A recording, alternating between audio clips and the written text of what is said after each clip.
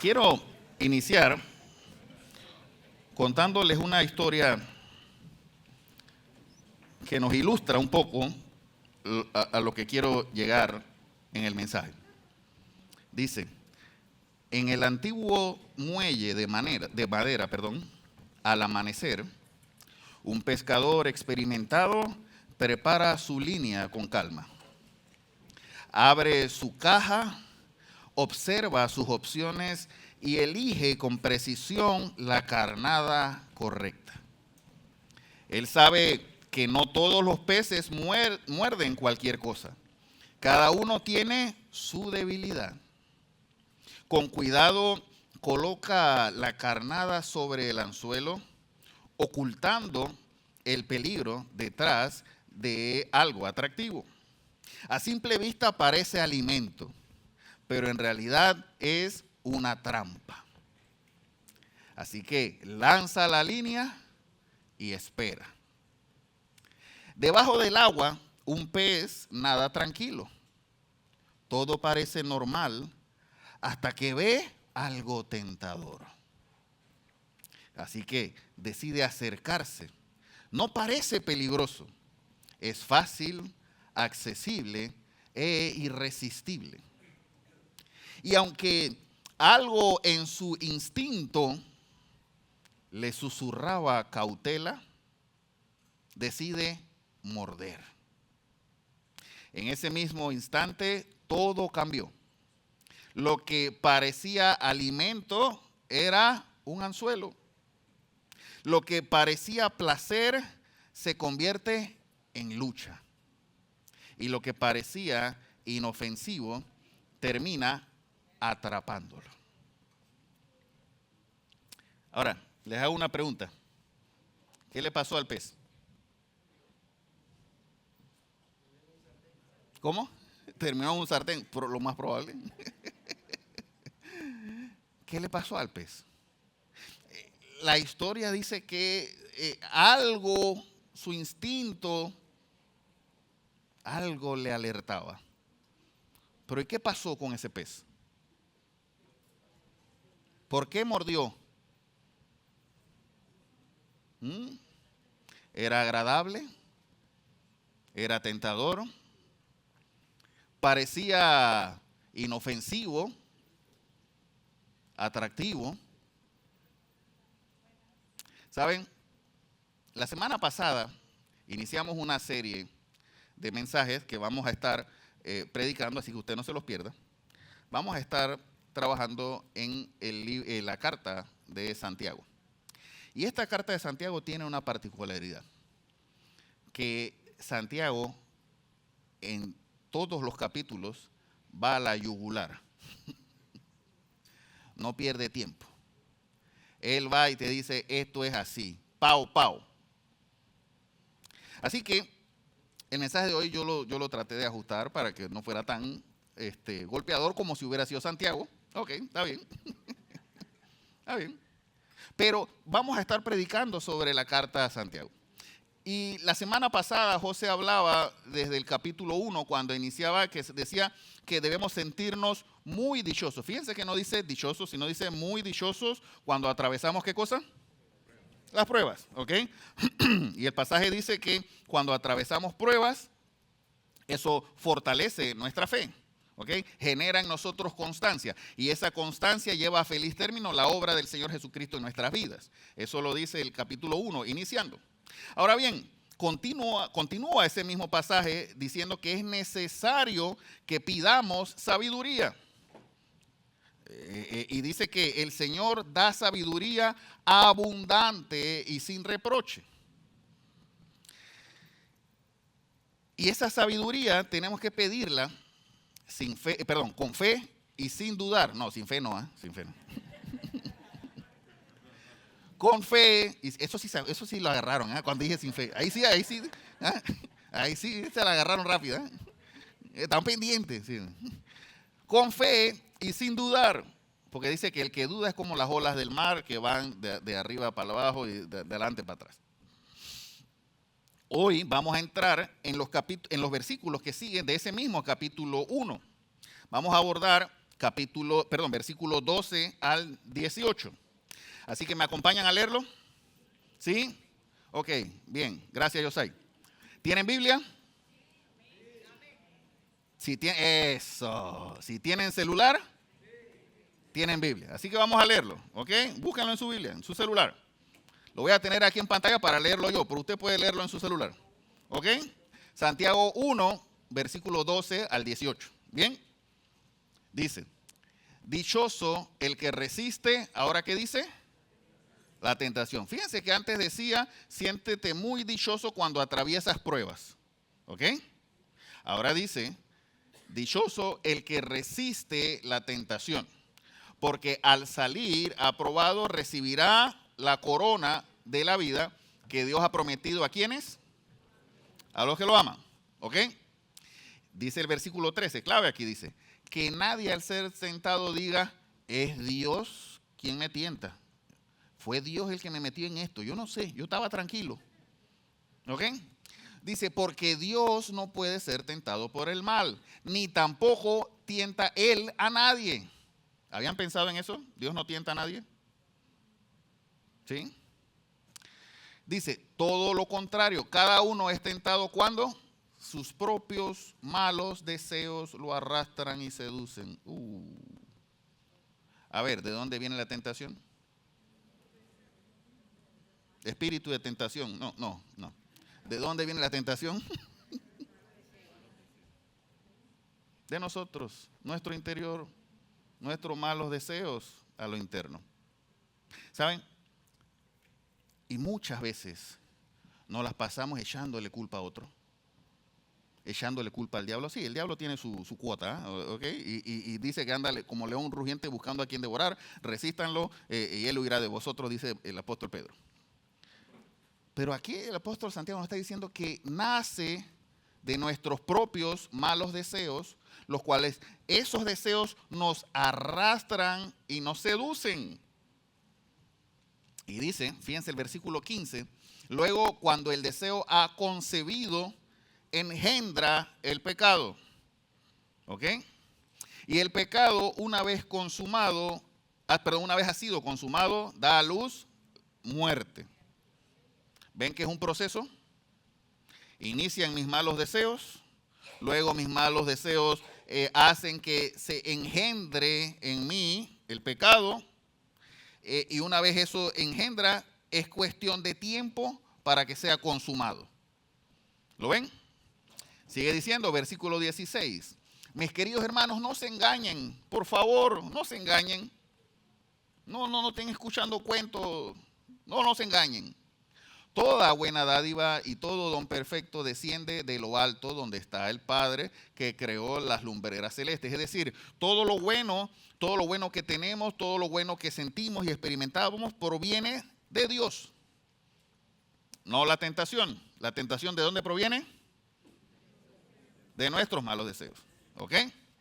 Y sigue diciendo, versículo 18, por su propia voluntad nos hizo nacer mediante la palabra de verdad para que fuéramos como los primeros y mejores frutos de su creación. Ahora, ¿qué nos dice este pasaje sobre la tentación? Lo dijimos. ¿Qué nos dice el pasaje sobre la tentación? ¿De dónde proviene? Ajá. ¿Qué más dice este pasaje sobre la tentación? Que es un proceso. ¿Ok? Que va en caída, va avanzando, va progresando en nuestro interior. Ahora, les hago una pregunta. ¿Es lo mismo prueba y tentación? ¿No? ¿Quién dice sí? No, ok. No, ¿por qué no?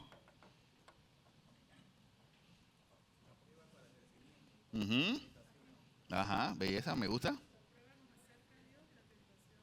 Belleza, me gusta. Bien, estamos claritos, me estaban leyendo los apuntes, eso, chévere.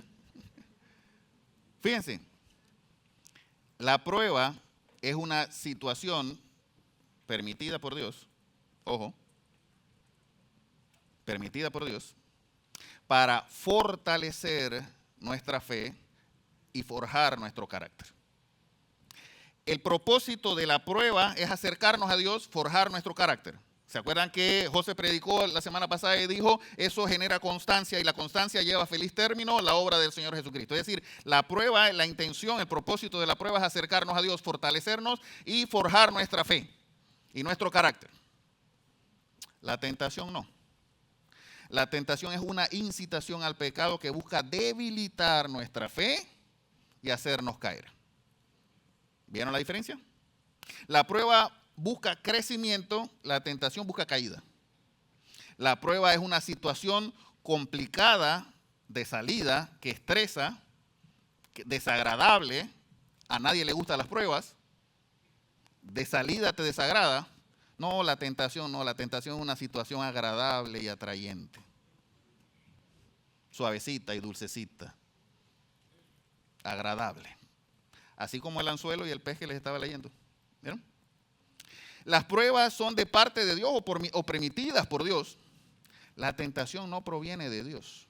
Dios no tienta a nadie. Dios no dice, ay, voy a tirar una caja de guineo. Este cae, yo estoy seguro. No, Dios no es así. No.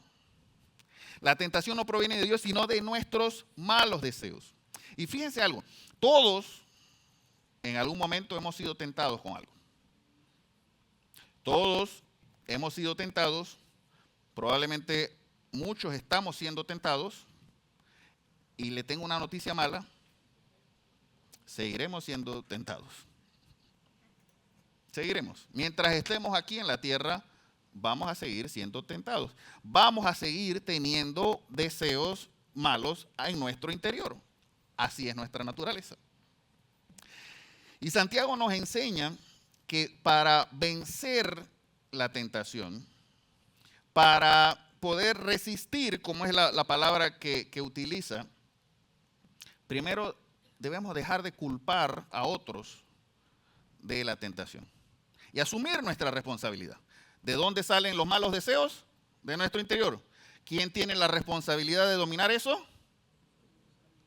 Mi esposa. Es que Sol hoy no me trajo el café, así que yo por eso... Entonces me sentí tentado a aventar la taza. No, el mal deseo vino a mí. ¿Ok? ¿Saben? Y muchas ocasiones le echamos la culpa a cualquier cosa menos a nosotros. Les hago una pregunta. ¿Alguna vez han orado para decir, Señor, líbrame de mí mismo?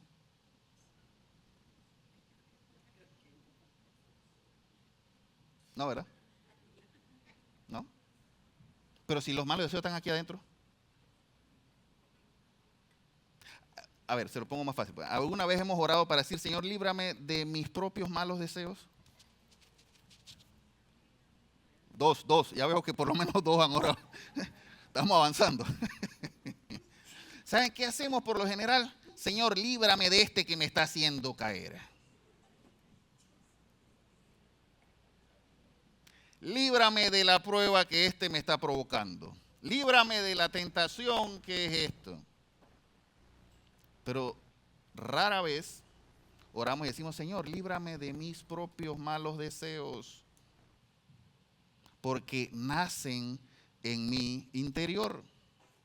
Ahora, la gran pregunta entonces del mensaje, ¿cuál sería? ¿Cómo resisto la tentación? ¿Te estás riendo, Prisca? Eso lo aprendiste ayer. No, la tentación no. No. Ayer tuvimos en un curso de comunicaciones positivas, ¿ok? y aprendieron todos los que estábamos aquí cómo es el elaborar un mensaje con una pregunta y respuesta, ¿ok? Por eso se está riendo Prisca, no porque ninguna tentación, nada, así que por favor, ¿ok? ¿Cómo resisto la tentación? ¿Qué les viene a la mente cuando escuchan eso? A ver, si la tentación proviene de mi interior y no tengo que echarle la culpa a más nadie, ¿cómo resisto la tentación? Sí, orar, por supuesto. Por supuesto que orar. Fíjense, ¿saben? ¿Se acuerdan que les dije que esto de la tentación era un proceso? ¿Cómo resisto la tentación? primer principio es controlando mis malos deseos. Los míos. No los de otros. Los de otros no los puedo controlar. ¿Puedo controlar los de quién? Los míos. ¿Saben? La tentación encuentra un terreno fértil en nuestros propios deseos desordenados. Y miren, la tentación sí proviene de nuestros malos deseos, pero Satanás también sabe cuáles son nuestras debilidades. Ojo. Y va a meter el dedo en la llaga todas las veces que pueda. Si hay algo que hay que reconocerle a Satanás, que es insistente en su trabajo de hacernos caer. ¿Ok? Ojalá nosotros tuviéramos esa misma persistencia. Pero cuando nosotros tenemos deseos a lo interno que no están siendo controlados, somos presa fácil de la tentación. El problema no comienza afuera, sino adentro. La tentación seduce, ojo, porque satisface algo que nosotros queremos. Satisface el reconocimiento, satisface el deseo de controlar, satisface una carencia emocional, pero llega a tener cabida cuando cae en nuestros deseos no controlados. Por eso lo primero que nosotros tenemos que hacer es controlarnos nosotros mismos, nuestros deseos. ¿Se acuerdan que les dije? Nuestros malos deseos nos arrastran y nos seducen. El deseo entonces concibe y engendra el pecado, y el pecado es consumado y da luz a la muerte. Da luz a la muerte. Les hago una pregunta. Si este es el ciclo, nuestros malos deseos nos arrastran y nos seducen, el deseo concibe, engendra el pecado. ¿Saben por qué? Porque cuando yo le doy rienda suelta a mi imaginación, a mis deseos en mi cabeza no controlados, eso va generando en mi corazón el pecado. Y aunque no ha sido consumado ya por dentro, aunque no lo admitamos, decidimos hacer lo incorrecto. ¿Me explico? Y luego de eso, el pecado es consumado y da a la luz la muerte. Ahora les hago una pregunta. ¿En qué punto de este ciclo, en qué momento de este proceso tengo mayor capacidad de resistir la tentación?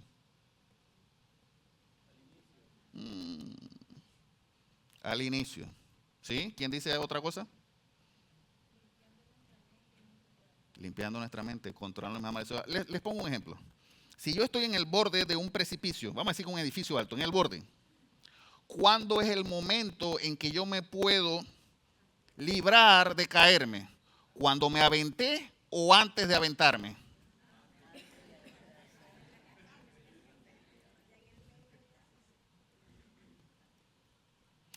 El problema, ¿saben cuál es con nosotros? Que nosotros, cuando ya vamos en caída libre, es que entonces pensamos en las consecuencias, no cuando estamos en el borde.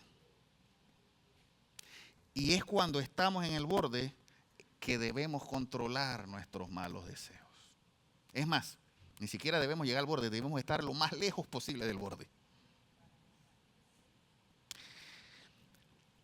Resistir la tentación exige identificar el deseo que está detrás de ese anhelo de hacer lo malo. No sé si me explico. Debemos identificar qué es lo que está moviendo dentro de mí ese mal deseo o esa necesidad de hacer lo incorrecto. Por ejemplo, les pongo ejemplo. A ver, ¿dónde está? Aquí. Puede ser un sentido o una necesidad de aprobación. Puede ser una necesidad de placer, de poder, de venganza, de control, de comodidad, de seguridad. Cuando yo hago algo es porque está moviendo dentro de mí alguna de estas emociones. Está de alguna manera satisfaciendo una carencia que yo tengo. Si yo tengo, por ejemplo, una carencia emocional, probablemente entonces voy a buscar en la vecina que me supla esa carencia afectiva. Si yo tengo una necesidad o una, según yo, una carencia de que no tengo o no me siento realizado económicamente, probablemente yo esté tentado a tomar dinero que no es mío, porque tengo una carencia que estoy supliendo. ¿Me siguen? ¿Sí? ¿O está muy difícil? No, porque estoy tratando de entenderme yo mismo también. Mentira. Miren, la tentación nos vence. Sé que esta parte estaba técnica, está bien, por eso lo hice reír. Sé que la tentación nos vence. ¿Saben cuándo? Cuando permitimos que nuestra imaginación caiga cautiva de los pensamientos y los malos deseos. Es decir, cuando empezamos a maquinar. Cuando empezamos a decir, uy, ¿qué yo haría con esa plata que yo estoy viendo que está allí, que nadie la está viendo? Ya me la gasté y no la he agarrado todavía.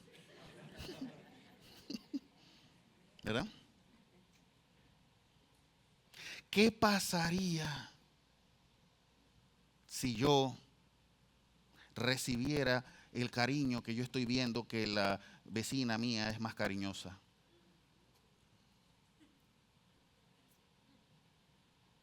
Y empiezo a pensar en el cariño de la vecina. Y ¿saben qué va haciendo ese pensamiento una y otra y otra y otra vez? Lo que dice el proceso, engendrando en nuestro corazón el pecado.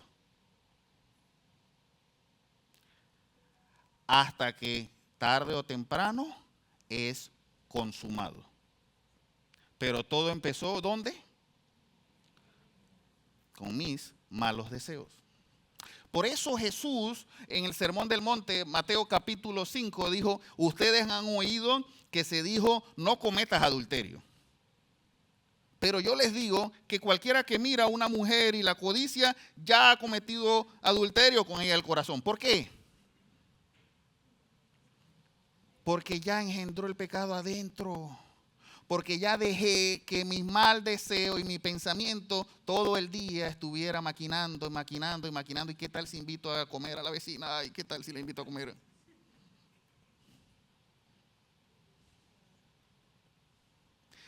Y en nuestra mente, dice Jesús, ya pecamos, porque ya se engendró el pecado en mi corazón. Y es cuestión de tiempo para que se consuma. Quizás algunos digan, bueno, Daniel, pero yo no puedo evitar sentir esos pensamientos, yo no puedo evitar sentir eso, yo no puedo evitar, los pensamientos me vienen a la cabeza, yo no puedo evitar eso. Sí, es cierto. Sentir un mal deseo no es pecado. Es cuando dejo que ese mal deseo empiece a cavilar en mi mente y genere en mi corazón el pecado. ¿Me entienden? ¿Me siguen? ¿Sí? Por eso esta frase, me encanta, esta frase se la atribuyen a Martín Lutero. No estoy seguro si es de él, pero sí se la atribuyen a él, varias personas. Y dice, no puedes evitar que los pájaros vuelen sobre tu cabeza, pero sí que hagan nidos sobre ella. ¿Lo ven? No podemos evitar que lleguen pensamientos equivocados. No podemos evitar que me guste más la Coca-Cola que el agua, pues. Pero sí puedo evitar que hagan nido en mi cabeza y que empiece a maquinarse, a maquinarse, a maquinarse, hasta que se engendra en mi corazón el pecado y luego es consumado. En ese momento es donde podemos accionar, echar para atrás. No cuando es consumado. No cuando ya estoy hasta la guacha. No cuando voy en caída libre. No cuando estoy en el lugar correcto, en el momento incorrecto, con la persona incorrecta. Cuando generó ese pensamiento en mi cabeza, allí es donde tengo que actuar y controlar mis pensamientos. Quiero que hagas algo, que hagamos algo. Cierren un momentito sus ojos. Todos, cierren sus ojos un momentito. Y allí con sus ojos cerrados quiero que hagan algo. Quiero que mediten en las preguntas que les voy a hacer. Esto es personal de cada uno. ¿Qué deseos están controlando tu mente y hasta ahora los has estado justificando? ¿Qué deseos sabes que no están bien y que has dejado que maquinen en tu cabeza y en tu corazón? Y los has justificado muchas veces diciendo, no, yo tengo bajo control. Llámalos por su nombre. En tu mente, obviamente. Orgullo, amargura, lujuria, envidia, necesidad de control. Identifícalos. ¿Saben que el primer paso es identificarlos? Y ahora que lo identificaste, hagamos lo que hizo el rey David. Rey David escribe en el Salmo 139, examíname, oh Dios, y sondea mi corazón. Ponme a prueba y sondea mis pensamientos. Fíjate si voy por mal camino y guíame por el camino eterno. ¿Saben? David también era como tú y como yo. Ya podemos abrir nuestros ojos. David era como tú y como yo. ¿Saben cuál es la diferencia? ¿Por qué la Biblia habla de que David tenía un corazón conforme a Dios? Porque él sabía hacer esto. Señor, examíname. Corría donde Dios. Identificaba y corría donde Dios. Pedía perdón con arrepentimiento. Y llamaba por su nombre lo que estaba haciendo.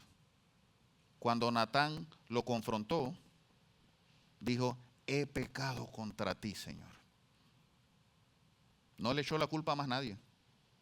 Ah, es que la tentación me la mandaste tú. Esta tentación no era para mí. Te equivocaste, Señor, porque esa se la debiste haber mandado a Carlos, que es más fuerte que yo.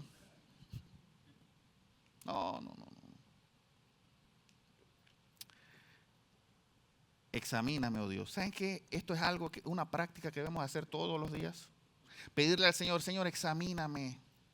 Quiero que abras mi corazón y me digas, me examines y me digas, esto tienes que cambiarlo. Habla a mi corazón, Señor. Todos los días tenemos que hacer eso. Habla a mi corazón, Señor. Y dime que fíjate si voy por mal camino y guíame por el camino correcto. Ahora bien, ¿cómo resisto la tentación? Hay un segundo principio que quiero que veamos. ¿Cómo resisto la tentación? Número 2, meditando en las consecuencias y las recompensas. Fíjense, aunque pidamos perdón, a ver, si pecamos, dice, abogado tenemos contra el Padre, Jesucristo el justo, ¿ok? Y si confesamos nuestros pecados, Él es fiel y justo para perdonarnos y limpiarnos de todo pecado. Y es decir, corremos al Señor. Pero nuestro pecado tiene consecuencias, aunque Dios nos perdone. Y meditar en las consecuencias y en las recompensas que Dios nos da si somos fieles, nos hace resistir la tentación. Ojo, recuerden que estamos en el paso antes de saltar. Ya si saltaste, ya acabas en caída libre, ya no hay vuelta atrás, ya hay que esperar el golpe y pedirle perdón al Señor. Pero meditar antes de nos ayuda a resistir la tentación. Fíjense lo que dice. Dichoso el que resiste la tentación, porque al salir aprobado recibirá la corona de la vida. Fíjense que dichoso, hay otras versiones que dicen bienaventurado, hay otras versiones que dicen bendecido, porque la dicha es una bendición. Entonces, dice, al salir aprobado recibirá la corona de la vida que Dios ha prometido para quienes lo aman. ¿Qué quiere decir esto? Que recibiremos bendición aquí, dicha y bendición aquí, si resistimos la tentación, aquí lo vamos a recibir, y encima de eso tenemos una herencia eterna cuando venga por nosotros Jesús. Hay una recompensa aquí y una recompensa allá. ¿Y saben algo? muchas veces menospreciamos esas recompensas por simples placeres efímeros, como la carnada en el anzuelo. Pero si tenemos la mente puesta en que Dios prometió y cumplirá, y Él va a recompensar, Él me va a ayudar, Él me va a sacar, Él va a estar conmigo, Él prometió que yo soy dichoso, que yo soy bendecido y que yo soy bienaventurado si resisto la tentación, ¿qué es lo que sucede? Dejo de pensar en lo que me estaba hundiendo. ¿Me siguen? Meditar en las consecuencias y en la recompensa. ¿Cuál es la consecuencia? Muerte, el pecado.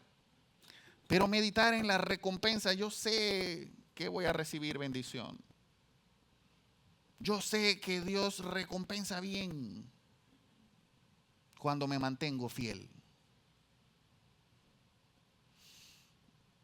El problema, ¿saben qué es? Que la tentación siempre exagera el placer inmediato. Siempre lo ponen como que, ay, qué grande, qué chévere, uf, esto es lo máximo. Así como el pez, les dije con la carnada. Pero no es así. Esconde el futuro, la tentación.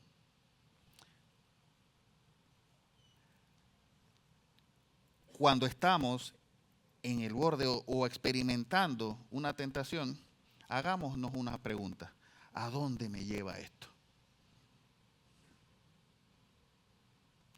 ¿A dónde va a parar esto? ¿Será que lo que estoy poniendo en riesgo, o no será que lo que estoy poniendo en riesgo vale más que el placer efímero?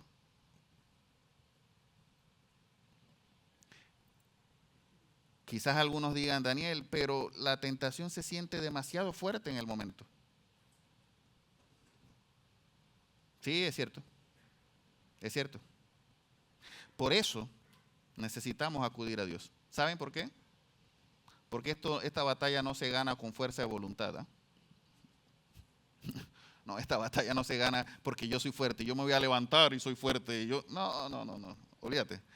Esta batalla se gana con el Espíritu Santo de Dios. Yendo donde el Señor todos los días. Señor, necesito tu ayuda. Llamando por su nombre. Necesito, Señor, ayuda con esto.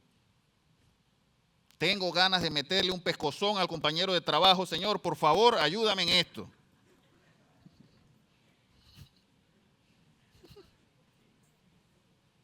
Y muchas veces pedimos, Señor, que voten al compañero de trabajo. No, Señor, ayúdame a mí. A controlar mi mal deseo. Y a entender que tengo una recompensa cuando soy fiel a tu palabra. ¿Saben? Hebreos capítulo 11 relata cómo Moisés, Hebreos capítulo 11 es el salón de la fama de la fe. Es decir, ahí están todos los héroes de la fe. Y relata y va desde Abraham y va diciendo todos por la fe, por la fe, por la fe. Ahora, fíjense lo que habla de Moisés. Capítulo 11, versículo 24 al 26. Dice, por la fe, Moisés, ya adulto, renunció a ser llamado hijo de la hija del faraón. Prefirió ser maltratado con el pueblo de Dios a disfrutar de los efímeros placeres del pecado. A ver, sean honestos, o seamos honestos. Si hubiéramos estado en la posición de Moisés, ¿qué hubiéramos hecho?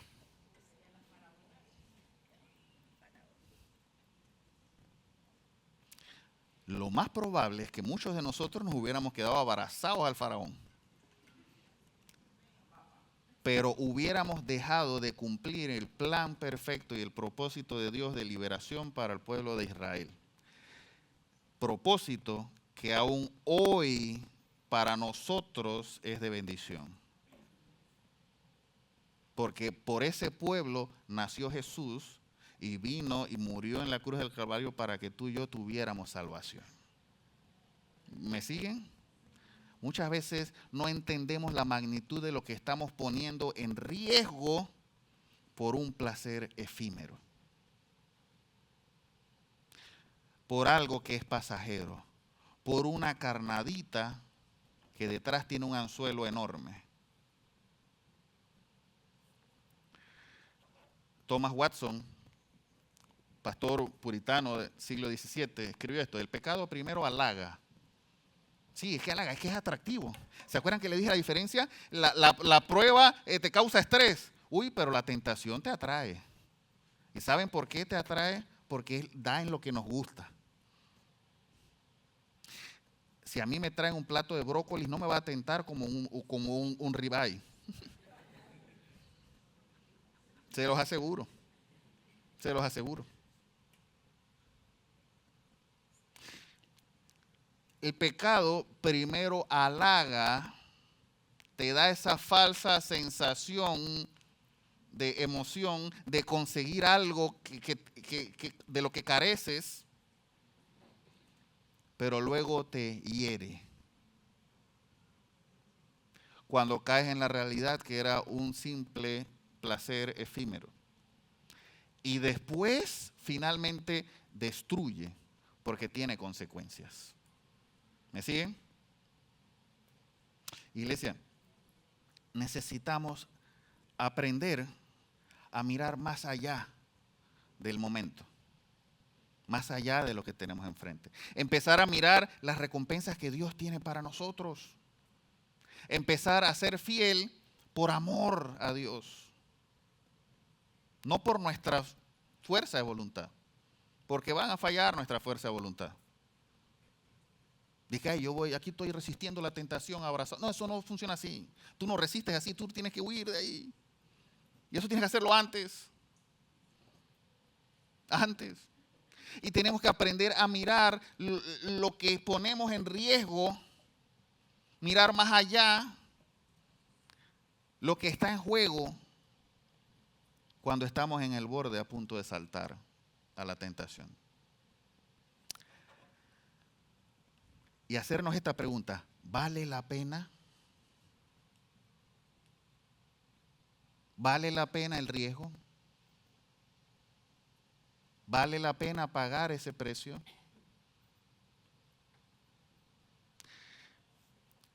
Hay un tercer principio, que con esto quiero ya ir terminando. ¿Cómo resisto la tentación? Confiando en la bondad de Dios. Les dije que no es con fuerza de voluntad, sino es porque Dios simplemente es bueno y es misericordioso. Y su palabra nos enseña que a pesar de que nosotros somos infieles, Él permanece fiel. Confiar en su bondad. Fíjense lo que dice: mis queridos hermanos, no se engañen, toda buena dádiva y todo don perfecto proviene de Dios. Sí, de Él es que proviene lo bueno, de nosotros es que provienen los deseos pecaminosos. Por su propia voluntad nos hizo nacer mediante la verdad. Fíjense, en medio de la tentación, muchas veces cometemos el error de huir de Dios. Cometemos el error de alejarnos de Dios. Y muchas veces es la culpa, muchas veces vergüenza por estar pensando en lo que no debiera pensar o haciendo lo que no debiera estar haciendo. Y acto seguido la culpa o la vergüenza nos hace alejarnos y es el peor error que podemos cometer. ¿Sabes por qué? Porque cuando nos alejamos empezamos a luchar solos con la tentación. Y no, eso no es así. Te voy a ir subiendo de No, Dios está diciendo: ¿qué estás haciendo? Ven. ¿Se acuerdan cuando Adán y Eva pecaron? ¿Se acuerdan? ¿Sí? Adán y Eva pecan. ¿Y qué fue lo primero que hicieron Adán y Eva? Esconderse.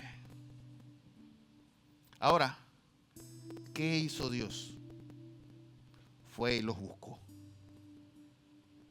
Y fue y les preguntó: Adán, ¿dónde estás? ¿Sabía Dios dónde estaba Adán o no? Lo estaba llamando. Lo estaba diciendo: Adán, ¿qué haces allí? Ven y pongámonos a cuentas.